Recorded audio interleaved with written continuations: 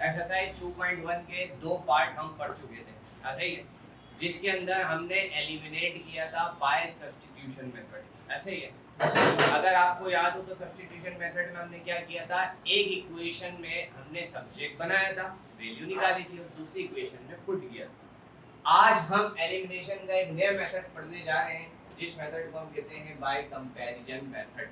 Paper में सवाल इसी तरह से आता है कि आपसे वो बोलेगा एलिमिनेट करें डैश वेरिएबल, कोई भी वेरिएबल दे दिया उसने, for example x y z जो भी, आगे वो मेथड देगा।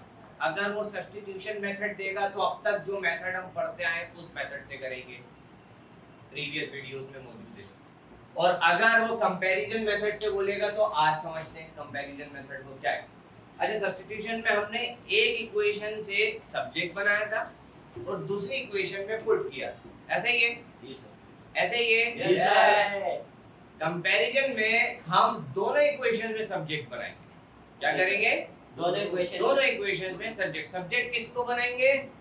जिसको आपने एलिमिनेट करना है। किसको? अब एलिमिनेट, यहाँ पे देखो उसने सवाल में आपसे क्या बोला है, एलिमिनेट VI।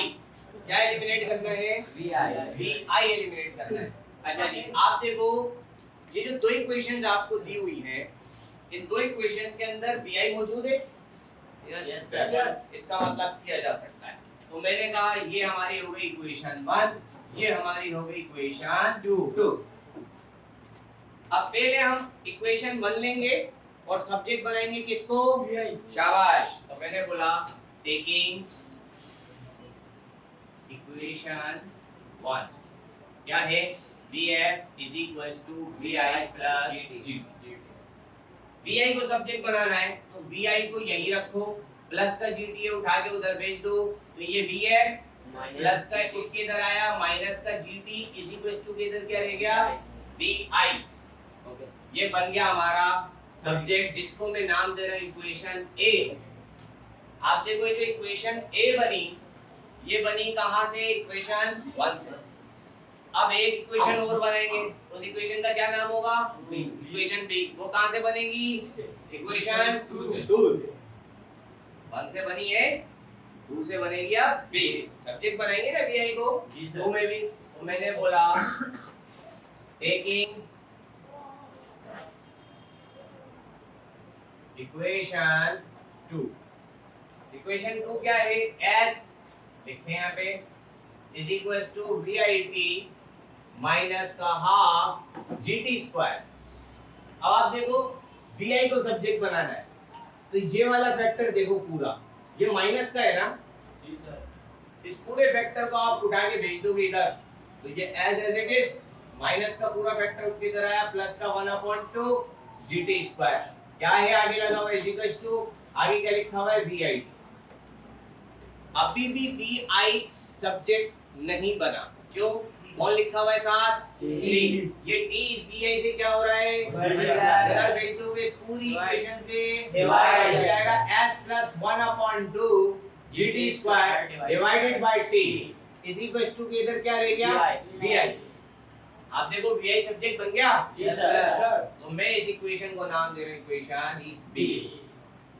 यहां तक कोई कंफ्यूजन? No sir. दोनों इक्वेशन के अंदर हमारे पास VI सब्जेक्ट बन गया। अब आपने क्या करना है? कंपैरिजन। इनको इक्वेशन A और इक्वेशन B, इन दोनों, क्योंकि इन दोनों में हमारे पास VI सब्जेक्ट बना है। हमने बोला comparing equation A and B। Compare करेंगे, आप देखो दोनों इक्वेशंस की जो हमारे पास राइट साइड है, दोनों में VI है। VI से VI खत्म। एक साइड पर आप इक्वेशन A लिख दोगे, VF minus GT is equals to की दूसरी साइड पर आप इक्वेशन B का जो सेकंड पार्ट है ये लिख दो। क्या है? S plus 1/2 GT square upon T। यही है? Yes sir. यहां तक कोई कंफ्यूजन? No sir. अब आप देखो ये T इस इक्वेशन से क्या हो रहा है? डिवाइड इधर आएगा, इस इक्वेशन से क्या हो जाएगा कर देते हैं। तो ये t आ गया, आगे वाली पूरी इक्वेशन ब्रैकेट में df minus gt bracket close. आगे इज इक्वल्स टू के इधर क्या है s plus 1/2 gt square.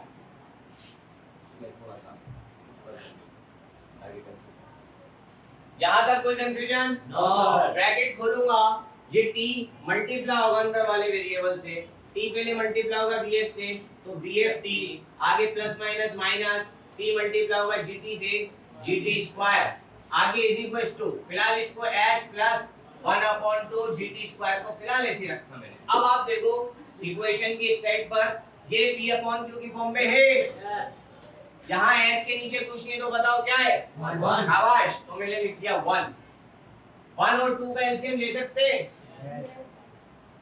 Equation यहां लिख रहा हूं प्रॉपर्ली ताकि आपको समझ में आए। लेफ्ट साइड पे क्या लिखा है vft minus gt square is equal to की साइड पे क्या लिखा है s plus 1/2 gt square. s के नीचे कुछ नहीं है तो बने। अच्छा जी, ये तो ऐसे ही रहेगा vft minus gt square is equal to, इधर देखो 1 और 2 का एलसीएम लोगे बताओ क्या आएगा, शाबाश। अब टेक्निक 2 मल्टीप्लाई होगा s से 2s, फिर आगे प्लस 1 मल्टीप्लाई होगा 1 से 1, आगे क्या लिखा हुआ है gt स्क्वायर। कोई कंफ्यूजन?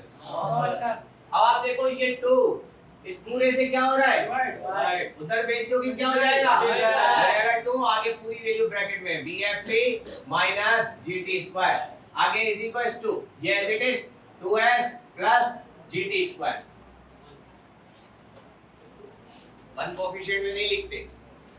अब आप ब्रैकेट खोलोगे, ये 2 मल्टीप्लाई होगा vft से तो ये हो जाएगा 2 vft, आगे प्लस माइनस माइनस 2 मल्टीप्लाई हो जाएगा gt स्क्वायर से, ये हो जाएगा 2 gt स्क्वायर, आगे इज इक्वल्स टू 2s, आगे प्लस gt स्क्वायर। कोई कंफ्यूजन? पक्का? यस। आगे चले? यस। अब जरा देखो ये जो gt स्क्वायर है इसकी फैमिली देखो यहाँ पे लिखी हुई है, यस। तो इस gt स्क्वायर को उठा के भेज दे इधर इसके पास। ये जो 2 vft है तकलीफ तो नहीं दे रहा, लिखा है तो ऐसे इट इज 2 vft, ये माइनस का 2 gt स्क्वायर, आगे प्लस का gt स्क्वायर उठ के इधर आया था माइनस का gt स्क्वायर, आगे is equals to 2s as it is, ये 2 vft एज इट इज, आगे माइनस माइनस प्लस 2 में 1 ऐड हुआ माइनस का 3 gt स्क्वायर, आगे इज इक्वल्स टू 2s, सीधा करके लिख लो 2s is equals to 2 vft, आगे माइनस 3 gt स्क्वायर। अब आप देखो जरा इस पूरी इक्वेशन में जो हमारे पास बनी इसके अंदर कहीं पर आपको vi नजर आ रहा है? No sir. मतलब vi एलिमिनेट हो गया। इस मेथड से कंपैरिजन क्या किया आपने इस कंपैरिजन मेथड में?